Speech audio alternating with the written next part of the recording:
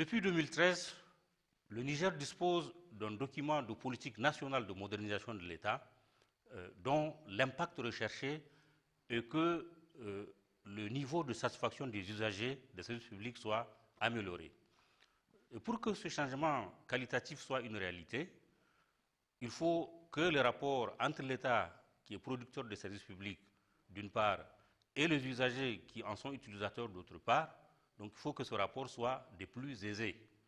Les usagers doivent en particulier connaître la notion de service public, ses principes fondamentaux, ainsi que les conditions pour y accéder. Le service public désigne tout bien ou prestation de services assurés par l'État ou un de ses démembrements, notamment les collectivités territoriales ou les établissements publics, ou sous leur contrôle, n'est-ce pas, en vue de satisfaire un besoin d'intérêt général. Par exemple, la sécurité publique, l'éducation, la santé publique, les services d'assainissement, les services de voirie sont des services publics que nous connaissons et qui sont très courants. Sur le plan institutionnel, est considéré comme service public toute organisation ou un appareil administratif doté d'un ensemble de moyens, notamment humains, financiers et matériels, affectés à l'accomplissement d'une mission d'intérêt général. Il y a 4 principes fondamentaux qu'il faut retenir par rapport au service public. Il y a le principe de continuité du service public, il y a le principe d'égalité de tous devant le service public, il y a le principe de mutabilité et il y a le principe de neutralité. Un élément important sur lequel il faut revenir, c'est l'accès au service public. Cet accès-là est un droit consacré par la Constitution de la 7e République, notamment en ses articles 10, 11, 12 et 13. Et c'est pour faciliter cet accès aux usagers que le Haut Commissariat à la modernisation de l'État a initié une campagne de communication sur les procédures administratives que nous avons appelée le coin de la modernisation. Il s'agit d'une séquence qui permettra à tous les usagers de trouver des réponses pratiques à un certain nombre de questions qu'ils se posent quotidiennement. Par exemple, à qui dois-je m'adresser pour obtenir tel ou tel service public? Quelles formalités faut-il accomplir? Comment obtenir telle ou telle pièce constitutive d'un dossier? Combien de temps faut-il pour obtenir tel ou tel service public? Combien coûte l'obtention d'un service public?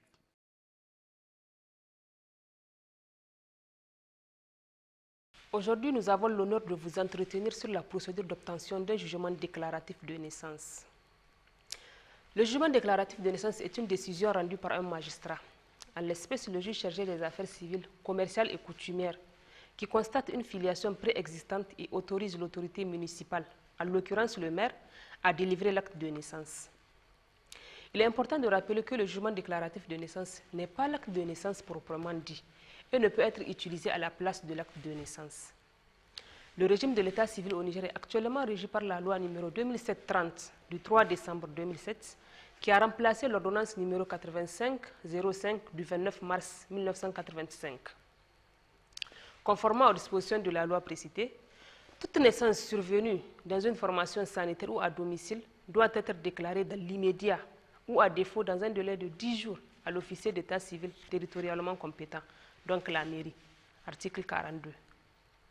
Lorsque la naissance a lieu dans un village ou une tribu, la déclaration doit être faite dans un délai de 30 jours, article 41 de la même loi. La déclaration est faite par le père, la mère ou toute personne ayant assisté à l'accouchement. Quand ces délais de déclaration sont passés, l'officier d'état civil ne peut inscrire cette naissance dans le registre que sur présentation d'un jugement déclaratif établi par le juge territorialement compétent, article 47 de la loi. À Niamey, par exemple, c'est au niveau des justices d'arrondissement.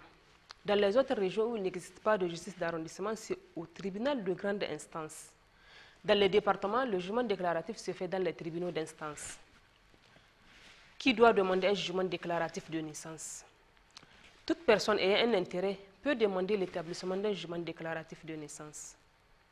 Pour un mineur, ce sont ses représentants légaux qui en font la demande. À qui doit-on s'adresser? La personne qui souhaite se faire établir un jugement déclaratif de naissance doit se présenter au tribunal du lieu de sa naissance.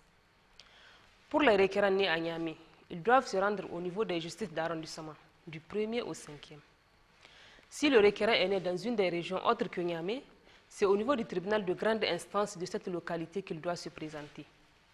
Lorsque le requérant est né dans un département, c'est au niveau du tribunal d'instance de cette localité qu'il doit se présenter. Qui doit établir un jugement déclaratif de naissance? Le jugement déclaratif de naissance est établi par le juge chargé des affaires civiles, commerciales et coutumières territorialement compétent. À Niamey, il s'agit du juge d'arrondissement. Dans les autres régions, c'est le premier vice-président du tribunal de grande instance.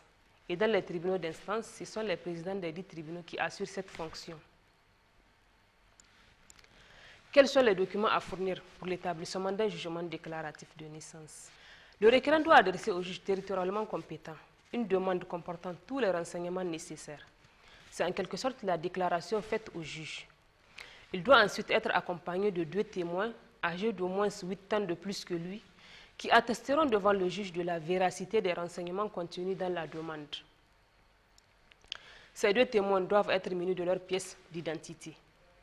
Le juge rend la décision, qui est donc le jugement déclaratif, et remet le volet au requérant qui le transmet à la mairie pour l'établissement de l'extrait d'acte de naissance.